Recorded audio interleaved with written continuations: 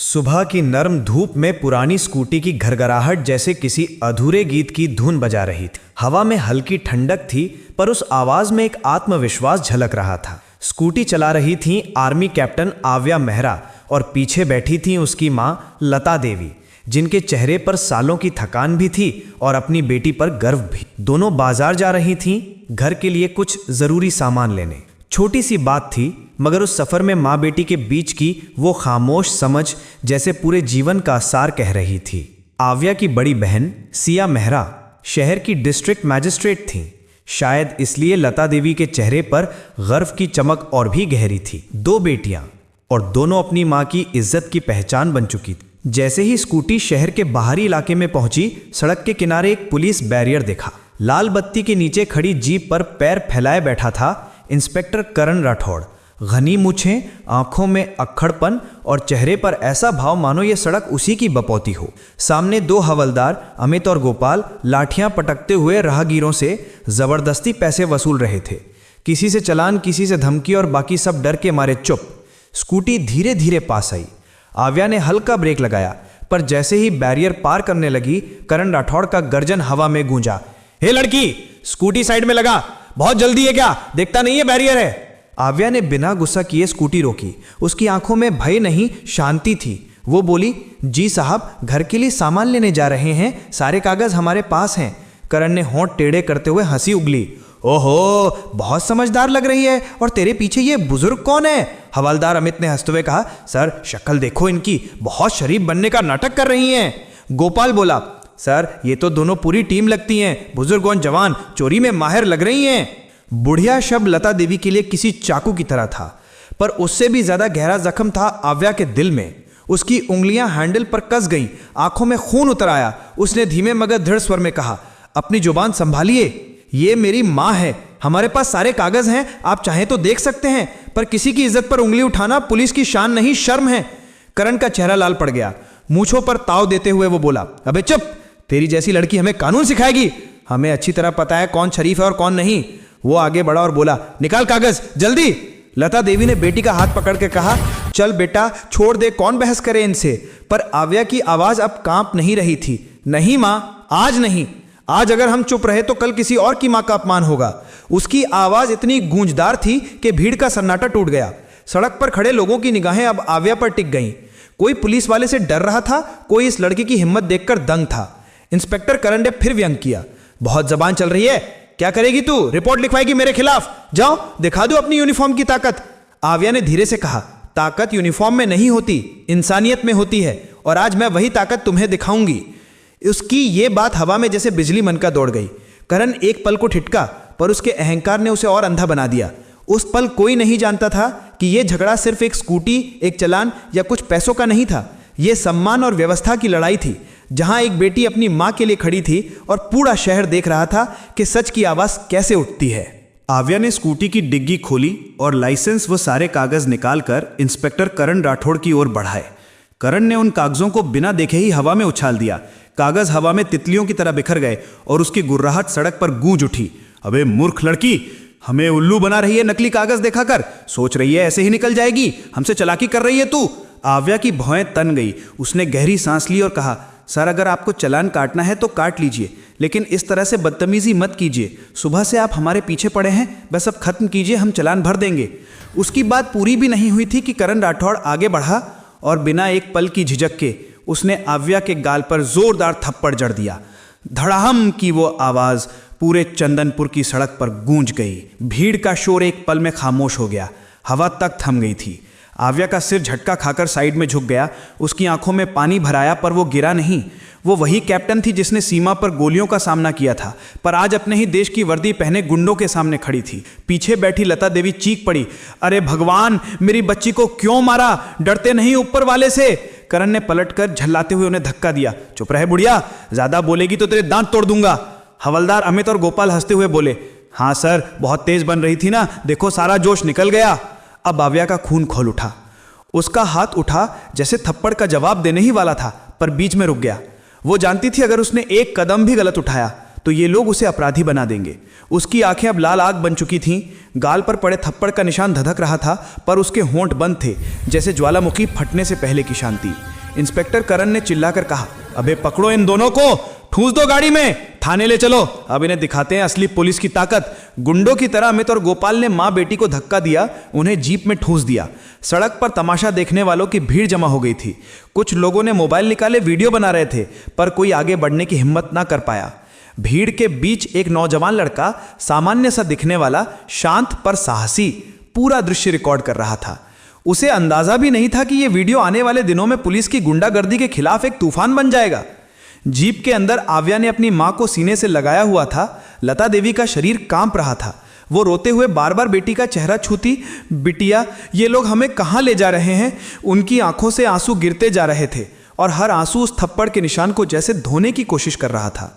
आव्या की आंखें अब आसमान की ओर थीं, जैसे किसी मौन प्रतिज्ञा में लगी हों। चेहरे पर खामोशी थी, लेकिन भीतर आग जल चुकी। वो जानती थी अब ये अपमान चुपचाप नहीं सहा जाएगा। थाने पहुंचते ही करण राठौर ने मूंछों पर ताव दिया, अबे हवालात में ठूस दो इन दोनों को, सुबह तक सारी अकड़ निकाल देंगे, फिर दिखाऊंगा इनकी औकात। हवलदारों ने माँ बेटी को घसीटकर एक बदबूदार कोठरी में फेंक दिया। लोहे का दरवाजा बंद होते ही उस अंधेरे कमरे में उनकी सिसकीन की गूंज गूंजने लगी। बाहर रात गहरी हो रही थी, लेकिन किसी को नहीं पता था कि उसी अंधेरे के बाहर एक ऐसा तूफान तैयार हो रहा था जो इस थाने की नींव हिला देगा। कोठरी में लता देवी ने कांपते हुए कहा, बिटिया ये लोग हमें कहाँ बंद कर दिए, अब क्या होगा। आव्या ने माँ को कस के गले लगाया। उसकी आंखों में भी नमी थी, लेकिन आवाज में फौलाद था। माँ, अब जो होगा वो इन्हें समझा देगा कि किसी औरत के सम्मान से खेलने की कीमत क्या होती है। उसकी आंखें अब अंधेरे में नहीं, इंसाफ की लौ में चमक रही थीं।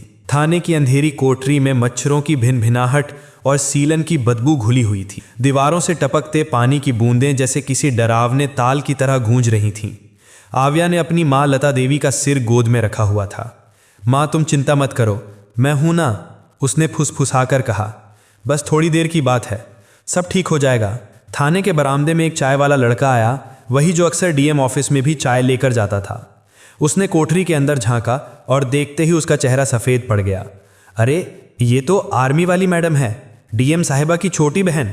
उसका गला सूख गया, हाथ कांपने लगे। लेकिन इंस्पेक्टर करण राठौर का खौफ इतना गहरा था कि वो कुछ बोले बिना चुपचाप वहां से निकल गया। थोड़ी देर बाद एक सब इंस्पेक्टर शराब के नशे में धुत, हाथ में बोतल लहराते हुए हवालात के पास आया। उसकी छाल डगमगा रही थी और आवाज़ नशे से भरी हुई थी। बे कौन हो तुम दोनों? बड़ी बीवी बनने का शौक है क्या? नाम बताओ, असली नाम बताओ। आव्या ने उसकी ओर देखा। उसकी आंखों में आग थी, पर होंठों पर खामोशी। वो दरोगा उसके पास झुका, कुछ गंदी बातें बड़बड़ाता रहा, फिर लड़खड़ाते हुए चला गया। धीरे धीरे रात गहराने लगी। हवालात की दीवारें जैसे सिमटती जा रही थीं। मच्छर, बदबू और दम घोंटू हवा। लता देवी को अस्थमा था, उनकी सांसें उखड़ने लगी। वे जोर जोर से खांसने लगी, बदन कांपने लगा। आव्या घबरा गई। वो दरवाज़ा पीटने लगी। कोई है? दरवाज़ा खोलो, मेरी माँ की तबीयत खराब है, प्लीज़ किसी डॉक्टर को बुलाओ। वो चीखती रही बार बार, पर बाहर से एक रूखी आवाज़ आई, अबे चुपचाप पड़ी रहे, ड्रामा मत कर, सुबह से पहले कोई दरवाज़ा नहीं खुलेगा। वो आवाज़ जैसे जंजीर बन गई। आव्या ने माँ को सीने से लगाया, उनकी पीठ सहलाती रही। लता देवी की सांसें फटी हुई थीं और आव्या के आंसू उनके बालों में गुम हो गए। वो सारी रात वहीं बैठी रही, अपनी माँ का सिर गोद में लिए। आंखें लाल हो चुकी थीं, नींद नहीं, सिर्फ बेबसी और दर्द से। सुबह की धूप बाहर फैल चुकी थी, लेकिन अंदर की कोठरी में अब भी अंधेरा था। किसी को अब तक खबर नहीं थी कि एक आर्मी ऑफिसर और डीएम की मां को रात भर एक सड़ी हुई कोठरी में बंद रखा गया है। दूसरी ओर जिले के प्रशासनिक भवन में सुबह सुबह अफरा तफी मच गई। डीएम शिया मेहरा अपनी मां और बहन से संपर्क करने की कोशिश कर रही थीं, लेकिन दोनों के फोन बंद थे। उन्होंने ड्राइवर को घर भेजा, वहां से खबर आई कि वे सुबह से ही बाजार गई हैं और अब तक लौटी नहीं। सिया का दिल बैठ गया, चेहरे पर चिंता की गहरी लकीरें उभार आईं। तभी सोशल मीडिया पर एक वीडियो धमाके की तरह फैलने लगा। किसी ने रात में ही वो वीडियो अपलोड कर दिया था। पुलिस के गुंडागर्दी, महिला आर्मी ऑफिसर और उसकी मां को सरेआम पीटा गया। वीडियो में थप्पड़, धक्का और चीखें सब साफ सुनाई दे रही थीं। लोगों के कमेंट से इंटरनेट जल उठा। ये कैसा कानून है? अगर डीएम की बहन के साथ ये हो सकता है तो आम औरतों का क्या होगा? वो वीडियो देखते देखते व्हाट्सएप ग्रुप्स, फेसबुक और ट्विटर पर आग की तरह फैल गया। हर जगह एक ही नाम गूंज रहा था, आव्या मेहरा। वही वीडियो आखिरकार डीएम सिया मेहरा के पीए विकास के फोन तक पहुंचा। उसने वीडियो चलाया और उसका चेहरा उड़ गया। उसने कांपते हाथों से डीएम मैडम के केबिन का दरवाजा खटखटाया। सिया उस समय मीटिंग में थी। उन्होंने इशारे से उसे रुकने को कहा, लेकिन विकास की आंखों में जो डर था उसे देखकर उन्होंने मीटिंग रोक दी और पूछा, क्या हुआ विकास, सब ठीक है? विकास की आवाज कांप रही थी। मैडम, एक वीडियो है, आप खुद देख लीजिए। सिया ने फोन लिया, वीडियो चलाया। स्क्रीन पर भीड़, पुलिस की आवाज और फिर वो एक थप्पड़। जैसे जैसे वीडियो आगे बढ़ता गया उनके चेहरे का रंग उड़ता गया। पहले हैरानी, फिर गुस्सा और फिर वो खामोशी जो तूफान से पहले आती है। उन्होंने फोन को धीरे से नीचे रखा और कहा, करण राठौड़। आवाज इतनी धीमी थी कि किसी ने ठीक से सुना भी नहीं, लेकिन कमरे का तापमान कुछ सेकंड में ठंडा पड़ गया। उनकी आंखों में अब सिर्फ एक चीज थी, न्याय नहीं, प्रतिशोध। जब सिया ने यह वीडियो देखा और उसी पल उसने अपनी बहन को उस थप्पड़ मारते हुए इंस्पेक्टर करण राठौर को देखा तो उसके हाथ कांपने लगे। फोन उसके हाथ से छूटने बचा। उसकी माँ, वही प्यारी माँ जिसके सामने सिया ने कभी तेज आवाज नहीं उठाई थी, सड़क पर गिड़गिड़ा रही थी और उसकी छोटी बहन, देश की शान, आज बेबस होकर खड़ी थी। सिया की आंखों में आंसू भर आए, पर उसने खुद को तुरंत संभाल लिया। वो एक डीएम थी, अभी भावनाओं में बहने का कोई अधिकार नहीं था, पर भीतर की बेटी और बहन चीख रही थी और साथ ही उसके भीतर अवसर भी आग सुलग रही थी। उसने दांत कस लिए, सांसें तेज हो गईं। मीटिंग में मौजूद सभी अफसरों से कह दिया कि ये मीटिंग यहीं खत्म मानी जाए, आप सब जा सकते हैं। सभी चले गए। फिर अपने पीए से कहा, विकास, पता लगाओ ये किस थाने का मामला है और मेरी माँ बेटी अभी कहाँ है। मुझे हर एक मिनट की रिपोर्ट चाहिए। उसकी आवाज़ में जो ठंडक और गुस्ताख तेजी थी, उसे सुनकर पीए का कांपना बढ़ गया। वो समझ चुका था कि आज शहर में एक ऐसा तूफान उठने वाला है जो कई वर्दियों और कुर्सियों को उड़ा देगा। रात थाने के भीतर किसी भयानक सपने की तरह गुजरी थी। सुबह की पहली किरण जब हवालात की जाली से छनकर आई तो साथ में उम्मीद नहीं बल्कि और भी अधिक बेबसी लाई।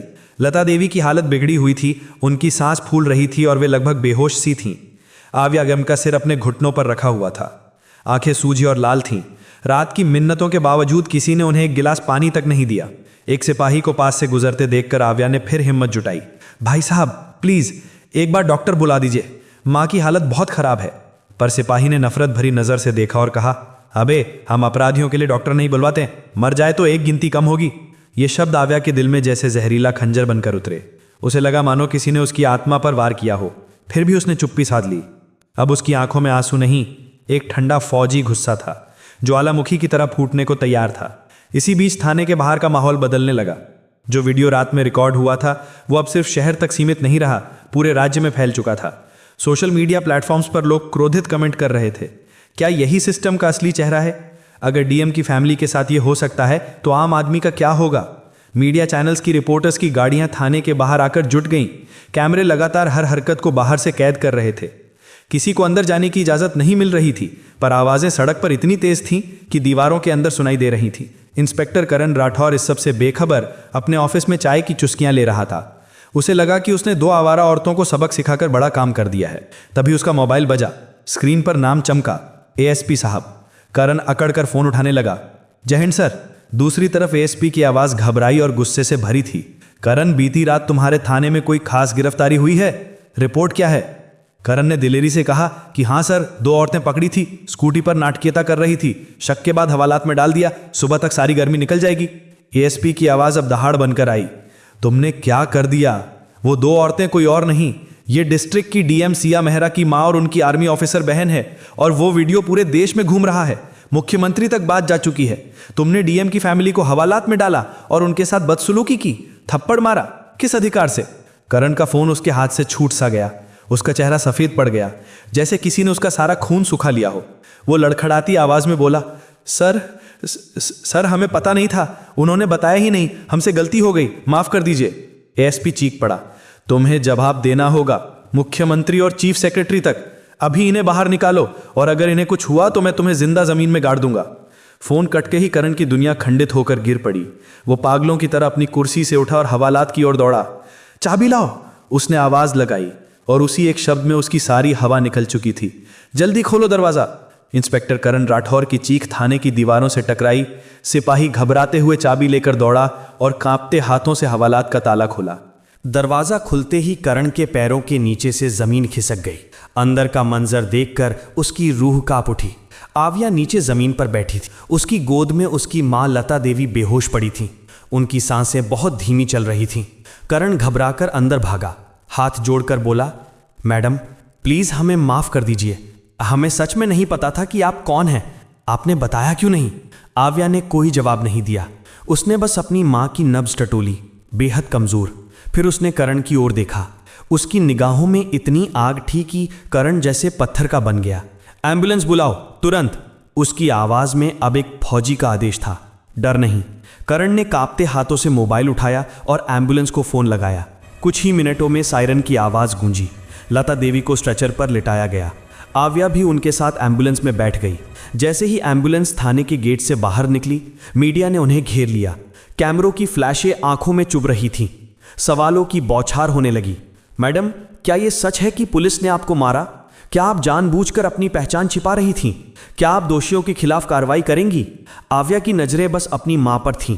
उसने धीमे से कहा, पहले इन्हें अस्पताल ले चलिए, बाकी बातें बाद में। अस्पताल पहुंचते ही डॉक्टरों ने उन्हें सीधे आईसीयू में भर्ती किया। रिपोर्ट आई, गंभीर अस्थमा अटैक, घुटन और मानसिक आघात के कारण हालत नाजुक है। ये सुनते ही अब तक पत्थर बनी हुई आव्या टूट गई। वो अस्पताल के कॉरिडोर में एक बेंच पर बैठी थी, चेहरे पर दर्द और आंखों में टूटा हुआ गर्व। तभी दरवाजा खुला। डीएम सिया मेहरा तेज कदमों से अंदर आईं। जैसे ही उन्होंने अपनी बहन को देखा, दौड़कर उसे गले लगा लिया। दोनों बहनें एक दूसरे से लिपटकर रोने लगी। आव्या, ये सब कैसे हुआ? तूने मुझे फोन क्यों नहीं किया? सिया ने कांपती आवाज में पूछा। आव्या ने रोते हुए कहा, दीदी, उन्होंने हमारा फोन छीन लिया था, और माँ को कुछ हो गया तो मैं खुद को कभी माफ नहीं कर पाऊंगी। सिया ने अपनी बहन के आंसू पोंछे। आंखों में अब कोई नरमी नहीं थी। कुछ नहीं होगा माँ को, लेकिन जिन्होंने ये किया है, अब उन्हें भी कुछ नहीं बचेगा, क्योंकि उनकी जिंदगी की सबसे बड़ी सजा अब शुरू होने वाली है। कुछ ही देर में अस्पताल की लॉबी अफसरों से भर गई। एसपी, डीआईजी, एसपी सभी हाथ जोड़कर खड़े थे। एसपी बोला, मैडम, हम बेहद शर्मिंदा हैं। आपकी पहचान ना जान पाना हमारी बहुत बड़ी गलती थी। इंस्पेक्टर करण राठौड़, दरोगा और दोनों हवालदारों को निलंबित कर दिया गया है। एफआईआर दर्ज हो चुकी है। सिया ने धीरे धीरे उनकी तरफ देखा। उसकी आंखों में आंसू नहीं, लावा दहक रहा था। वो बोली, एसएसपी साहब, ये गलती नहीं, गुनाह है। और अगर पहचान जानकर इज्जत देना आपके सिस्टम की आदत है, तो ये सिस्टम नहीं, गुलामी है। मेरी बहन ने अपनी पहचान इसलिए नहीं बताई थी ताकि वो देख सके कि आप एक आम इंसान के साथ कैसा व्यवहार करते हैं। और आज हमने देख लिया, मारपीट, अपमान और एक बूढ़ी माँ को मौत के मुंह में धकेल देना। पूरा कमरा सन्न रह गया। एसपी ने सिर झुका लिया। मैडम, हमें माफ कर दीजिए। सिया की आवाज़ और ठंडी हो गई। माफ़ी से मेरी माँ ठीक नहीं होंगी। अब सुधार तब होगा जब आप समझेंगे कि पुलिस की ताकत वर्दी में नहीं, इंसानियत में होती है। तभी डॉक्टर आया। मैडम, अब हालत स्थिर है, लेकिन कुछ दिन आईसीयू में रहना पड़ेगा। दोनों बहनों ने राहत की सांस ली। शाम तक डीएम ऑफिस में एक स्पेशल प्रेस कॉन्फ्रेंस बुलाई गई। मंच पर सिया मेहरा खुद आईं। फ्लैश की रोशनी में उनका चेहरा शांत था, पर आवाज़ में तूफान था। हाँ, ये सच है कि कल रात मेरी माँ और मेरी बहन के साथ पुलिस ने बदतमीजी की, लेकिन ये कहानी सिर्फ मेरी नहीं है। ये इस जिले के हर आम नागरिक की कहानी है जो रोज़ थानों में अपमान झेलता है। इसलिए आज से मैं सिर्फ कुछ पुलिस वालों के खिलाफ नहीं, बल्कि इस सड़े हुए सिस्टम के खिलाफ जंग का ऐलान करती हूँ। अब से हर थाने में संवेदनशीलता और इंसानियत की ट्रेनिंग होगी, अचक निरीक्षण होगा, और जहाँ भी ऐसी शिकायत मिली, सिर्फ निलंबन नहीं, सीधी बर्खास्तगी होगी। कमरे में तालियों की आवाज़ गूंज उठी, लेकिन बाहर कुछ चेहरे थे जिन पर जलन थी। कुछ अफसर, कुछ नेता, जिन्हें इंसाफ अपनी कुर्सियों के लिए खतरा लग रहा था। अगले कुछ दिनों में सिया के खिलाफ झूठी शिकायतें, दबाव, ट्रांसफर की अफवाहें और राजनीतिक चालें फैलने लगी। लेकिन अब ये लड़ाई सिर्फ एक डीएम की नहीं थी, ये दो बहनों की थी। एक कानून से लड़ रही थी और दूसरी अपनी माँ की सांसों से प्रार्थना कर रही थी। अस्पताल के आईसीयू में हल्की नीली रोशनी फैली हुई थी। मशीनों की धीमी बीप बीप के बीच लता देवी लेटी थीं, चेहरे पर ऑक्सीजन मास्क, पर सांसें अब स्थिर। उनके पास बैठी आव्या और सिया एक दूसरे को देख रहे थे, बिना शब्दों के, लेकिन एक वादे लिए हुए। बीते 24 घंटे ने उनकी जिंदगी की परिभाषा बदल दी थी। एक बेटी जो पूरे जिले की मालकिन थी, आज खुद को बेबस महसूस कर रही थी, और दूसरी जो सीमा पर गोलियों से नहीं डरती थी, वो अपनी माँ की हालत देखकर अंदर से टूटी हुई थी। सिया का फोन लगातार बज रहा था। मुख्यमंत्री कार्यालय, मानवाधिकार आयोग, हर बड़े संस्थान से कॉल्स आ रहे थे, पर उसने किसी का जवाब नहीं दिया। बस एक बात बोली, पहले मेरी माँ ठीक हो जाए, फिर बात करेंगे न्याय की। बाहर शहर में भीड़ नारे लगा रही थी, हम डीएम के साथ हैं, पुलिस की तानाशाही नहीं चलेगी। मीडिया में बहसें चल रही थीं। कुछ पत्रकार इसे एक साहसी कदम बता रहे थे और कुछ कह रहे थे, ये तो सिर्फ एक औरत का गुस्सा नहीं, एक युग का आरंभ है। सिया मेहरा के सुधार अभियान को ड्रामा कहने वाले अब खुलकर सामने आ चुके थे। शहर का दबंग विधायक बलवंत राय, जिसकी गैर कानूनी गतिविधियों पर इंस्पेक्टर करण राठौड़ जैसे लोग वर्षों से पर्दा डालते आए थे, प्रेस में आकर बोला, ये सब एक सोची समझी नौटंकी है। अफसरशाही अब नाटक करके जनता को बेवकूफ़ बना रही है। हम गृह मंत्रालय से इसकी उच्च स्तरीय जांच की मांग करेंगे। राजनीतिक गलियारे में हलचल मच गई। अब ये मामला प्रशासनिक नहीं, राजनीतिक हो चुका था। राजधानी में एक हाई लेवल मीटिंग बुलाई गई। कुछ वरिष्ठ अधिकारियों ने कहा कि अगर हर अधिकारी सिया मेहरा की तरह आम जनता बनकर सिस्टम की पोल खोलेगा तो फिर सिस्टम चलाएगा कौन। पर वहीं बैठे कुछ ईमानदार अफसरों ने चुप्पी तोड़ी और कहा, अगर डीएम मैडम ने ये कदम नहीं उठाया होता तो थानों में चल रही अंधेरगर्दी कभी सामने नहीं आती। इधर करण राठौड़, शराबी दरोगा और दोनों हवालदारों को निलंबित कर दिया गया था, पर साजिशें अब पर्दे के पीछे रची जा रही थी। रात को जब सिया अस्पताल से बाहर निकली, मीडिया ने उसे घेर लिया। मैडम, क्या आपका ट्रांसफर होने वाला है? क्या आपको किसी से धमकी मिली है? सिया रुक गई। कैमरों की रोशनी में उसकी आंखें चमक उठी। वो बोली, मुझे ना पद की चिंता है ना ट्रांसफर की। अगर मेरे ट्रांसफर से सिस्टम सुधरता है तो मैं 10 बार ट्रांसफर झेलने को तैयार हूं, लेकिन मेरी मां जैसी हर मां को इंसाफ मिलना चाहिए। उस रात सिया अपने सरकारी बंगले नहीं गई, वो सीधा डिस्ट्रिक्ट कंट्रोल रूम पहुंची। सभी अधिकारी थक कर जा चुके थे, पर सिया की आंखों में नींद नहीं, आग थी। उसने अपनी आईटी टीम को बुलाया। मुझे जिले के हर थाने की पिछले 6 महीने की रिपोर्ट चाहिए। कितनी शिकायतें दर्ज नहीं हुई, कितनों को थाने में धमकाया गया और किन जगहों पर मानव अधिकार का उल्लंघन हुआ, हर डिटेल चाहिए। आज रात टीम काम में जुट गई। सैकड़ों फाइलें खुली, कंप्यूटर डेटा खंगाला गया और सिया ने रात भर खुद हर रिपोर्ट पढ़ी। सुबह तक उसके सामने एक डरावनी तस्वीर थी। 12 ऐसे थाने जहां सबसे ज्यादा भ्रष्टाचार और उत्पीड़न था। सुबह 9 बजे उसने सभी थाना इंचार्जों की आपातकालीन वीडियो मीटिंग बुलाई। स्क्रीन पर आने से पहले उसने आईने में खुद को देखा। आंखों के नीचे काले घेरे थे, पर उनमें एक अजीब तेज था, जैसे न्याय खुद उसकी आंखों से बोल रहा हो। आप सब जानते हैं मेरे साथ क्या हुआ, पर वो मेरा निजी अपमान नहीं था, वो उस सिस्टम का असली चेहरा था जिसे आप सब चलाते हैं। आज से हर थाने को अपनी शिकायतों का रिकॉर्ड सार्वजनिक करना होगा। हर 15 दिन में जन सुनवाई होगी, जहां मैं खुद मौजूद रहूंगी। स्क्रीन पर कुछ अधिकारी असहज हो उठे। एक ने कहा, मैडम, इससे हमारे कर्मचारियों का मनोबल टूट जाएगा। सिया की नजरें तलवार बन गई। अगर अन्याय करने से मनोबल बनता है तो ऐसे मनोबल को टूटना ही बेहतर है। उसने एक और आदेश दिया, अब से हर थाने की सीसीटीवी फीड सीधे डीएम और एसपी ऑफिस से जुड़ी रहेगी। हर शिकायतकर्ता के आने जाने का रिकॉर्ड रहेगा। अगर किसी को बिना कारण 1 घंटे से ज्यादा थाने में बिठाया गया तो संबंधित अधिकारी पर सीधी कार्रवाई होगी। यह एक प्रशासनिक क्रांति की शुरुआत थी। पूरे प्रदेश में इसकी गूंज सुनाई देने लगी। लेकिन जैसे हर क्रांति के साथ होता है, सुधार के रास्ते कभी आसान नहीं होते। राजधानी से आदेश आया, डीएम सिया मेहरा का तत्काल प्रभाव से ट्रांसफर। कारण लिखा गया, डीएम की व्यक्तिगत गतिविधियों से प्रशासन की छवि को नुकसान पहुंचा है। जैसे ही यह खबर बाहर आई, पूरा जिला उबल पड़ा। व्यापारी, शिक्षक, छात्र, किसान, हर वर्ग सड़क पर उतर आया। नारे गूंजने लगे, ट्रांसफर नहीं, सम्मान दो, सिया मेहरा जिंदाबाद। सोशल मीडिया पर #BeLikeSiya ट्रेंड करने लगा। उसी समय अस्पताल से खबर आई कि लता देवी को होश आ गया है। आव्या और सिया दौड़ते हुए मां के पास पहुंची। लता देवी ने कमजोर आवाज में कहा, बिटिया, मुझे तो लगा था तुम दोनों। सिया ने उनका हाथ थाम लिया। मां, कुछ नहीं होगा, हमने जो शुरू किया है वो अब रुकेगा नहीं। लता देवी मुस्कुराई, तुम दोनों वही कर रही हो जो असली बेटियां करती हैं, मां का नहीं, समाज का सम्मान बचा रही हो। उस एक वाक्य ने दोनों बहनों को फिर से मजबूत बना दिया। आईसीयू की नीली रोशनी में तीनों के चेहरे चमक रहे थे। थकान थी, पर उनमें उम्मीद थी। बाहर भीड़ नारे लगा रही थी, भीतर एक माँ अपनी बेटियों को आशीर्वाद दे रही थी।